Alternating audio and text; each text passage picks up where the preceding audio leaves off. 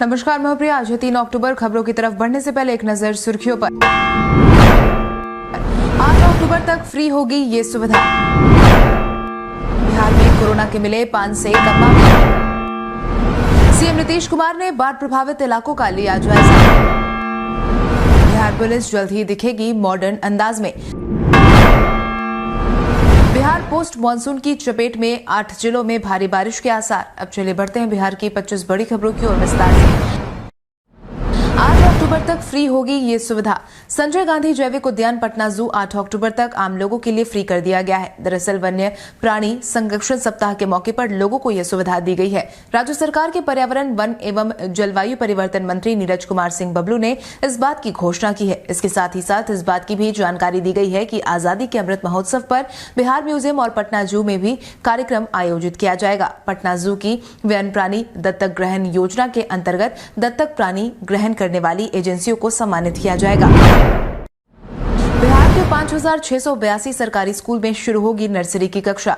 शिक्षा विभाग 8 करोड़ रुपए खर्च कर बच्चों को बेहतर सुविधा देने जा रही है, जिसके तहत बिहार के प्राइमरी स्कूल में संग चल रही 5,682 आंगनबाड़ियों के बच्चों की प्री प्राइमरी कक्षाएं नवंबर महीने से शुरू हो जाएगी। इसको लेकर तैयारियां पूरी कर ली गई है। अक्टूबर में इन आंगनबाड़ियों की सहायिकाओं को प्री प्राइमरी के बच्चों को पढ़ाने का विशेष प्रशिक्षण दिया जाएगा। सबसे खास बात यह होगी कि 3 से 5 साल तक के इन बच्चों पर प्रति बच्चे 13,802 रुपए खर्च किए जाएंगे, जिसके बाद इन सभी प्री प्राइमरी कक्षाओं के संचालन से पहले इनकी क्लासों में झूले, टेबल, कुर्सी, आकर्षण, रंगीन किताबें, खेलकूद के सामान, साउंड बॉक्स आदि दिए जाएंगे। प्रत्येक बच्चे को 120 रुपए की किताबें भी दी जाएंगी। बिहार के प्रखंडों में बनेंगे निजी गोदाम। बिहार राज्य खाद्य एवं असैनिक आपूर्ति निगम की भंडारण क्षमता में वृद्धि करने के लिए सरकार ने अहम निर्णय लिया है, जिसके तहत अनाज के भंडारण के लिए सभी प्रखंडों में निजी उद्यमी गारंटी योजना के अंतर्गत तय मानकों के अनुरूप निजी गोदामों को न्यूनतम 10 वर्षों के लिए सरकारी किराए पर लेगी। इसके साथ ही राज्य वेतन आयोग की अनुशंसा पर राज्यकृत प्रारंभिक विद्यालयों में कार्यरत सहायक शिक्षकों और प्रधानाध्यापकों को MACPS 2010 में उन्नयन किया जाएगा। अभी इन्हें ACP का लाभ 12 और 24 वर्षों पर दिए जाने का प्रावधान था। बिहार के बक्सर जिले में आपको देखने को मिलेगा बहुत कुछ खास। बक्सर भारत के बिहार प्रांत का शहर है। भारत के पूर्वी प्रदेश बिहार के पश्चिमी भाग में गंगा नदी के तट पर स्थित यह एक ऐतिहासिक शहर है। मुख्य रूप से खेतीबाड़ी पर आधारित यहाँ की अर्थव्यवस्था में गुणात्मक सुधार का अभाव दिखता है। यह शहर मुख्यतः धार्मिक स्थल के नाम से जाना जाता है। प्राचीन काल में इसका नाम व्याघ्रसर था, क्योंकि उस समय यहाँ पर बाघों का निवास हुआ करता था। तब एक बहुत बड़ा सरोवर भी था, जिसके परिणाम स्वरूप इस जगह का नाम व्याघ्रसर पड़ा। बक्सर में गुरु विश्वामित्र का आश्रम था। यहीं पर राम और लक्ष्मण का प्रारंभिक शिक्षण प्रशिक्षण हुआ। प्रसिद्ध ताड़का राक्षसी का वध राम द्वारा यहीं पर किया गया था। 1764 ईसा का बक्सर युद्ध भी इतिहास प्रसिद्ध है। इसी नाम का एक जिला शाहाबाद का अनुमंडल है। मतदान के दौरान सभी एसपी और एसएसपी करेंगे पेट्रोलिंग। बिहार में त्रिस्तरीय पंचायत चुनाव को लेकर लगातार तैयारियां जारी है। इन सबके बीच अब पंचायत चुनाव को लेकर एक और अहम जानकारी निकल करके सामने आई है। पुलिस मुख्यालय ने सभी जिले के एसपी, एसएसपी को प्रखंड में मौजूदगी दर्ज कराने के साथ साथ चुनाव वाले क्षेत्र में भ्रमण और सुरक्षा इंतजामों का जायजा लेने का निर्देश दिया है, ताकि पंचायत चुनाव में सुरक्षा व्यवस्था में किसी तरह की कोई लापरवाही न हो। जिसके तहत आगामी चुनाव में सुरक्षा व्यवस्था को लेकर पुलिस मुख्यालय ने सभी जिलों के एसएसपी और एसपी को प्रखंड में मौजूदगी दर्ज कराने का निर्देश दिया है। इतना ही नहीं, चुनाव वाले क्षेत्र में भ्रमण कर सुरक्षा इंतजाम का जायजा लेने का निर्देश भी दिया है, ताकि चुनाव शांतिपूर्ण, निष्पक्ष और भयमुक्त करवाया जा सके। बिहार में कोरोना के मिले 5 से कम मामले। स्वास्थ्य विभाग की तरफ से मिली जानकारी के अनुसार बिहार में बीते दिन के पिछले 24 घंटे में कुल मिलाकर 4 मरीजों की पुष्टि हुई है, जिसके बाद बिहार में एक्टिव मरीजों की संख्या 43 पर पहुंच गई है। इसके साथ ही अगर हम प्रभावित जिलों की बात करें तो जमुई में 1, मधेपुरा में 1, वहीं 2 ऐसे मामलों की पुष्टि हुई है जो दूसरे राज्यों के हैं, लेकिन उनके सैंपल बिहार के अलग अलग जिलों में कलेक्ट किए गए हैं। इसके साथ ही अररिया, अलवर, औरंगाबाद, बांका, बेगूसराय, भागलपुर, भोजपुर, बक्सर, दरभंगा, ईस्ट चंपारण, गया, गोपालगंज, पटना, कटिहार, जहानाबाद, कैमूर, मधुबनी, मुंगेर, मुजफ्फरपुर, नालंदा, नवादा, पूर्णिया, रोहतास, सहरसा, समस्तीपुर, सारण, शेखपुरा, शिवहर, सीतामढ़ी, सिवान, सुपौल, वैशाली, वेस्ट चंपारण में एक भी मामले की पुष्टि नहीं हुई है। इसके साथ ही बीते दिन के पिछले 24 घंटे में कुल मिलाकर 52,300 सैंपल की जांच की गई और 4 मरीज ठीक होकर वापस लौटे हैं। बिहार पोस्ट मानसून की चपेट में 8 जिलों में भारी बारिश के आसार। बिहार पोस्ट मानसून की चपेट में है। मौसम विभाग के माने तो मौसमी सिस्टम 2 अलग-अलग छोरों पर बने हुए हैं, जिससे बिहार में इसका काफी प्रभाव देखने को मिल रहा है। पिछले 24 घंटे में राज्य के सभी क्षेत्रों में मानसून की सक्रियता जारी रही है। इससे पहले बिहार में हल्की से मध्यम बारिश हो रही है। ऐसे में मौसम विभाग का मानना है कि 24 घंटे में भी यह सक्रियता बनी रहेगी। साथ ही यह भी बताया गया है कि इसका असर पूरे बिहार में देखने को मिलेगा। दरभंगा, समस्तीपुर, सहरसा, सुपौल, मधेपुरा, अररिया, पूर्णिया और कटिहार सहित 8 जिलों में भारी से अति भारी बारिश को लेकर संभावना जताई गई है।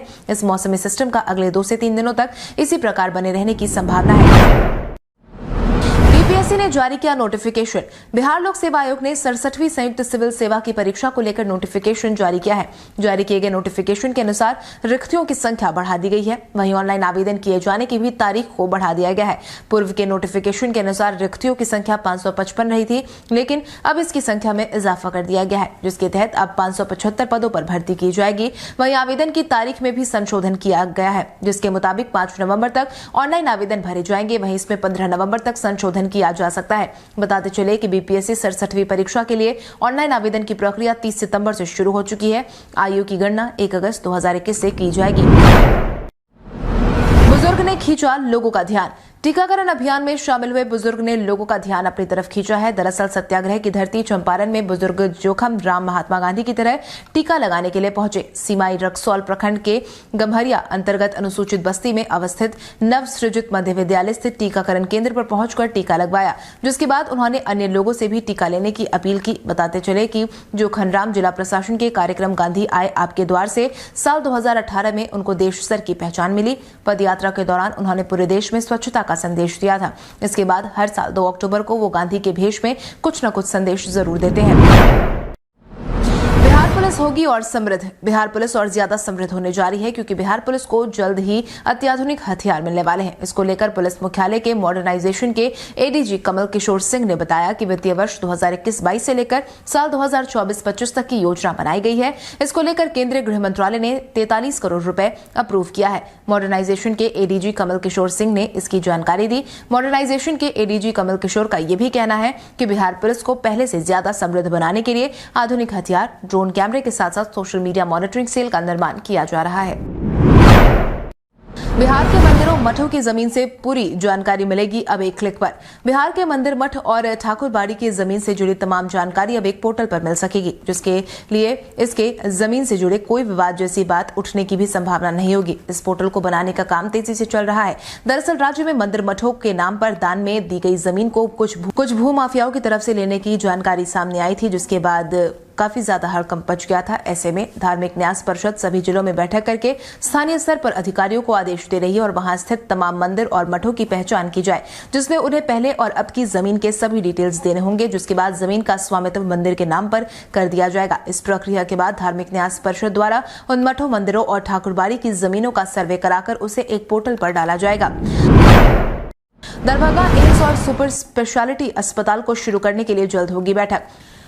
दरभंगा एम्स और सुपर स्पेशलिटी अस्पताल को शुरू करने के लिए जल्द होगी बैठक। दरभंगा एम्स और सुपर स्पेशलिटी अस्पताल को शुरू करने के लिए जल्द ही राज्य और केंद्र सरकार के बीच बैठक का आयोजन किया जाना है। इसको लेकर सूबे के पूर्व उप मुख्यमंत्री सह राज्यसभा सदस्य सुशील मोदी ने शनिवार को दरभंगा मेडिकल कॉलेज अस्पताल के नवनिर्मित सुपर स्पेशलिटी अस्पताल और एम्स के लिए चयनित भूमि के निरीक्षण के दौरान पत्रकारों से कई बातें कही, जिसके बाद अब आयोजित होने वाली बैठक में एम्स निर्माण के लिए चिन्हित जमीन पर मिट्टी भराई का काम शुरू होने में आ रही समस्या का समाधान निकाल लिया जाएगा। इसको लेकर सूबे के पूर्व उप मुख्यमंत्री सह राज्यसभा सदस्य सुशील कुमार मोदी ने दरभंगा एयरपोर्ट का निरीक्षण किया था। सीएम नीतीश कुमार ने बाढ़ प्रभावित इलाकों का लिया जायजा। सीएम नीतीश कुमार ने अस्थावा विधानसभा क्षेत्र इलाके के बिंदुसार, कथरी सराय समेत कई इलाके में बाढ़ प्रभावित क्षेत्रों का निरीक्षण किया। औचक निरीक्षण के दौरान सीएम नीतीश कुमार ने पदाधिकारियों को कई दिशा निर्देश भी दिए। इस दौरान मीडिया से बात करते हुए सीएम नीतीश कुमार ने कहा कि जैसे ही बाढ़ जैसी स्थिति की जानकारी मिलेगी, हम तुरंत दल बदल के साथ बाढ़ प्रभावित इलाकों का निरीक्षण करने के लिए निकल पड़ेंगे। आगे फिर इस तरह की भयावह स्थिति उत्पन्न न हो, इसको लेकर कार्य किए जाएंगे। साथ ही उन्होंने ये भी कहा है कि बाढ़ के कारण जहां जहां तटबंध टूटे हैं, इसके अलावा जो भी नुकसान हुआ है उसे भी ठीक किया जाएगा। सरकार ने राज्य के सभी प्राइवेट प्रारंभिक स्कूल को दी बड़ी नसीहत। बिहार सरकार ने राज्य के सभी निजी प्रारंभिक स्कूल के लिए राहत देने वाला फैसला लिया है, जिसके तहत अब इन स्कूलों को मान्यता के लिए अंतिम तारीख में बदलाव करते हुए उसे बढ़ा दिया गया है। अब इन निजी स्कूल के प्रबंधक 31 नवंबर तक मान्यता के लिए आवेदन कर सकते हैं। बताते चले कि राज्य शिक्षा विभाग के आदेश के अनुसार बच्चों की मुफ्त एवं अनिवार्य शिक्षा का अधिकार अधिनियम 2009 की धारा 18 और बिहार राज्य के बच्चों के मुफ्त एवं अनिवार्य शिक्षा नियमावली 2011 के तहत सभी निजी प्रारंभिक स्कूलों को ई संबंधन पोर्टल पर ऑनलाइन डॉक्यूमेंट अपलोड करने होते हैं। ऐसे में पहले इसके लिए अंतिम समय 30 सितंबर ही था, जिसे बढ़ाकर 31 नवंबर कर दिया गया है। रात हुआ खत्म, कुशेश्वर स्थान की सीट पर कांग्रेस उतारेगी उम्मीदवार। बिहार में 2 सीटों पर होने वाले उपचुनाव को लेकर प्रदेश में सियासत तेज है। राजनीतिक पार्टियों की तरफ से उम्मीदवारों के नामों की घोषणा की जा रही है। ऐसे में कांग्रेस ने भी अपने उम्मीदवार के नाम की घोषणा कर दी है। वहीं दूसरी तरफ महागठबंधन में कांग्रेस और राजद के बीच पेच फंस गया है। दरअसल कांग्रेस पार्टी अपनी परंपरागत सीट कुशेश्वर स्थान को छोड़ना नहीं चाहती और राजद इस बार दोनों सीटों पर उम्मीदवार उतारने की बात कह रही है। बीते दिन कांग्रेस पार्टी के प्रदेश अध्यक्ष मदन मोहन झा और राज्यसभा सांसद अखिलेश सिंह ने राजद के सामने ये स्पष्ट कर दिया कि कुशेश्वर स्थान सीट से कांग्रेस पार्टी अपना उम्मीदवार उतारेगी। कांग्रेस ने यह भी कहा है कि कुशेश्वर स्थान सीट कांग्रेस की परंपरागत सीट है, इसलिए पार्टी लड़ना चाहती है। कल से 15 दिनों तक बिहार के सभी पुलिस जवानों की छुट्टी रहेगी रद्द।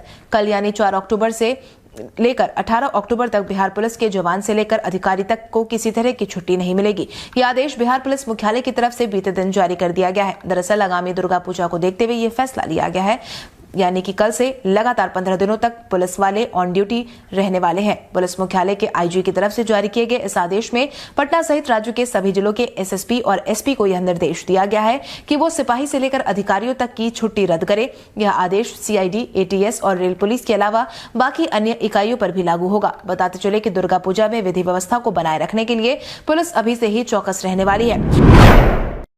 सारण में बनेगा बिहार का सबसे बड़ा कार्गो टर्मिनल।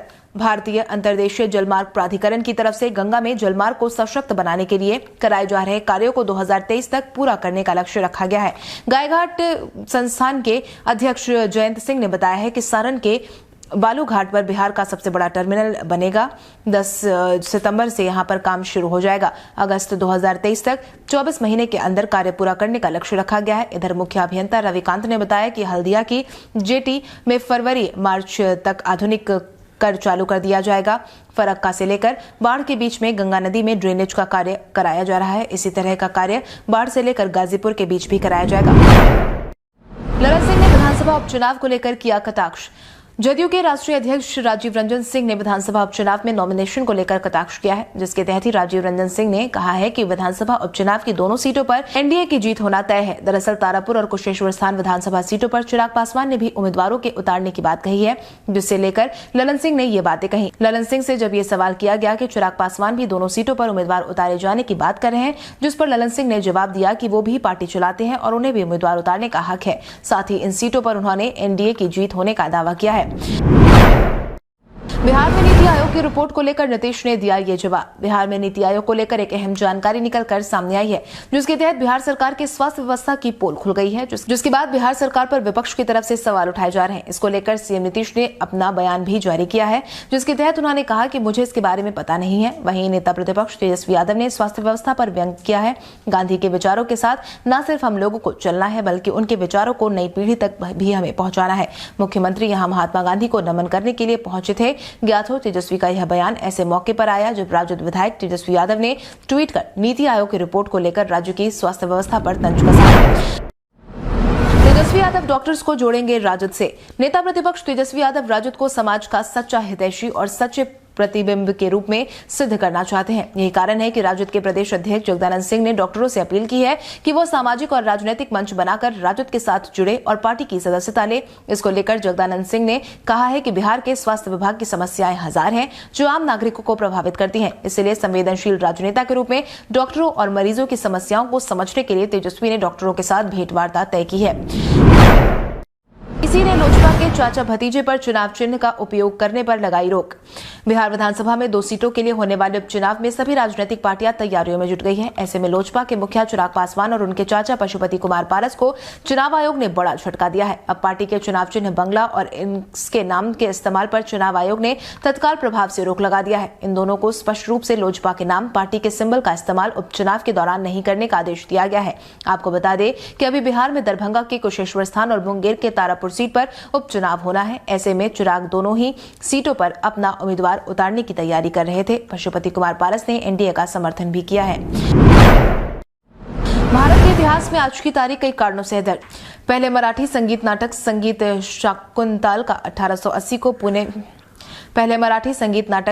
शाकुंतल का 1880 में पुणे में मंचन किया गया था। पूर्व प्रधानमंत्री इंदिरा गांधी को 1977 में भ्रष्टाचार के आरोप में गिरफ्तार किया गया। कलकत्ता में पहला और दुनिया के दूसरे टेस्ट ट्यूब बेबी का जन्म 1978 में आज के दिन हुआ था। भारत की दूसरी लंबी दूरी की ट्रेन हिमसागर एक्सप्रेस कन्याकुमारी से जम्मू तवी के लिए 1984 में रवाना की गई थी। टाटा मोटर्स के चेयरमैन रतन टाटा ने 2008 में सिंगूर से नैनो कार परियोजना अन्यत्र ले जाने की घोषणा की। भारत के 45वें मुख्य न्यायाधीश दीपक मिश्रा का जन्म 1953 में आज के दिन हुआ था। भारतीय फिल्म निर्देशक जेपी दत्ता का जन्म 1949 में आज के दिन हुआ था। भारतीय लेखक एमएन विजयन का निधन 2007 में आज के दिन हुआ था। शिखर धवन ने बेहद खराब रिकॉर्ड किया अपने नाम। आईपीएल 2021 में सबसे ज्यादा रन बनाने के मामले में दूसरे नंबर पर मौजूद शिखर धवन का बल्ला मुंबई इंडियंस के खिलाफ नहीं चला। वो 7 गेंदों का सामना करते हुए 8 रन बनाकर रन आउट हो गए। धवन को इस मैच में मुंबई के खिलाड़ी किरोन पोलार्ड ने रन आउट किया। शिखर धवन इस मैच में रन आउट होने के बाद आईपीएल में सबसे ज्यादा बार रन आउट होने वाले खिलाड़ी भी बन गए हैं। व्हाट्सएप ने भारत में 20 लाख से ज्यादा यूजर पर लगाया बैन। व्हाट्सएप की मंथली कंप्लायंस रिपोर्ट से पता चलता है कि मैसेजिंग ऐप ने अगस्त में भारत में 20 लाख से ज्यादा अकाउंट पर बैन लगा दिया है। मंथली कंप्लायंस रिपोर्ट में यह भी पता चला है कि अगस्त के दौरान व्हाट्सएप को 420 शिकायत रिपोर्ट मिली थी। एक इंडियन अकाउंट की पहचान +91 फोन नंबर के जरिए की जाती है। कंपनी के मुताबिक ऑटोमेटेड या बल्क मैसेज का अनऑथोराइज्ड इस्तेमाल किए जाने की वजह से 20,70,000 अकाउंट पर बैन लगा दिया गया है। भोजपुरी एक्ट्रेस मोनालिसा को याद आए सिद्धार्थ शुक्ला। एक्टर सिद्धार्थ शुक्ला के निधन को ठीक 1 महीना हो गया है। इससे उनके परिवार, दोस्त और फैंस अभी भी शौक की स्थिति में हैं और उससे बाहर नहीं आ पा रहे। वहीं अब कई साल पहले सिद्धार्थ के साथ एक म्यूजिक वीडियो में काम कर चुकी टीवी एक्ट्रेस और भोजपुरी फिल्म की अदाकारा मोनालिसा ने एक इंटरव्यू में बातचीत के दौरान सिद्धार्थ को याद किया। उन्होंने कहा कि उनके परिवार के लिए यह मुश्किल का समय है। मोनालिसा ने आगे कहा कि जब मेरे पति और मुझे सिद्धार्थ के निधन के बारे में पता चला तो हम दोनों इस बात को पचा नहीं पाए कि वो अब हमारे बीच नहीं रहे। मुझे अफसोस हुआ कि लाइफ बहुत असर्टेन होती है। इस बात से सहमत नहीं हो पा रही हूं कि वो नहीं रहे हैं। कल हमारे द्वारा पूछे गए सवाल का जवाब आप में से बहुत सारे यूजर ने हमें कमेंट करके दिया था। उसके लिए आपका बहुत बहुत धन्यवाद। आप में से जिन यूजर का कमेंट हमें अच्छा लगा है उनके नाम है श्वेता रॉय प्रदीप, नवीन कुमार, मनीष मोहरा, पिंकी कुमारी, गौतम कुमार, मंतोष कुमार, वीना कुशवाहा, सागरम फिल्म्स, सोनम देवी, सुमन कुमार, विजय प्रताप राजपूत, सचिन कुमार, रविंद्र प्रसाद, बबीता कुमारी, आशा उपेंद्र, जोगेंद्र कुमार। इसके अलावा हमारी टीम को और भी लोगों के जवाब अच्छे लगे हैं, मगर समय के अभाव के कारण हम उनका नाम नहीं ले पाए। लेकिन आप हमारे सवालों का जवाब देते रहे। हम कल आपका नाम लेने की पूरी कोशिश करेंगे। तो चलिए बढ़ते हैं आज के सवाल की। और आज का सवाल कुछ इस प्रकार है, आपके अनुसार बिहार पुलिस को सशक्त करने के लिए कौन कौन से कदम उठाए जाने की जरूरत है? अपने जवाब हमें कमेंट करके जरूर बताएं। इसके साथ ही आज के लिए बस इतना ही। बिहार की बड़ी खबरों से अपडेटेड रहने के लिए हमारे YouTube चैनल को सब्सक्राइब करें और बेल आइकन दबाना ना भूलें। धन्यवाद।